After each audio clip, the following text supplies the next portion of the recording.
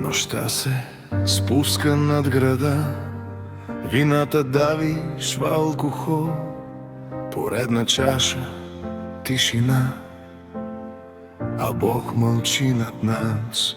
Направих грешки безброй, оставих рани по света, изгубих хора, изгубих обич, гонех сенките в нощта.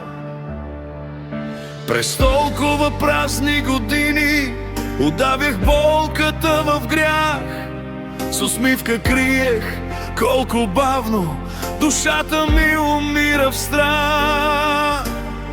И всеки път, когато падах, оставах сам сред тъмнина, но нещо тихо ме връщаше обратно към светлината. Прости ми, Боже, за всяка болка и лъжа, за всяко чувство наранено от моята грешна душа. Прости ми, Боже, аз твърде късно разбрах, че даже най-пропадналия търси светлина в мрака.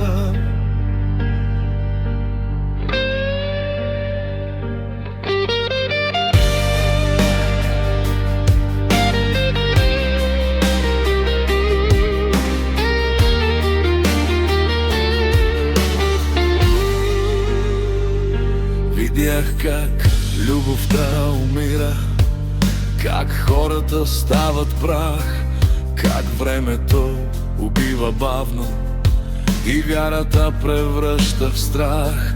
Но някъде дълбоко в мене една искра още гори, и може би човек е жив, докато вярва и боли.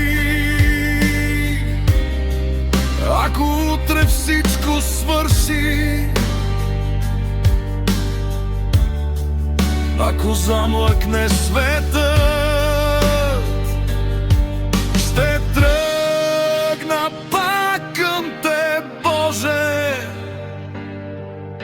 по своя последен път.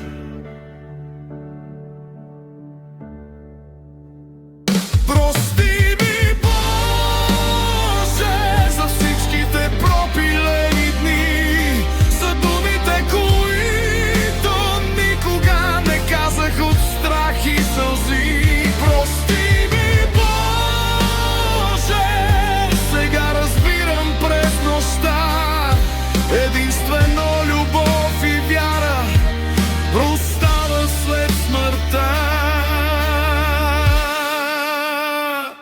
Нощта притихва, чашата е празна, а някъде далеч в мрака още свети Твоята светлина.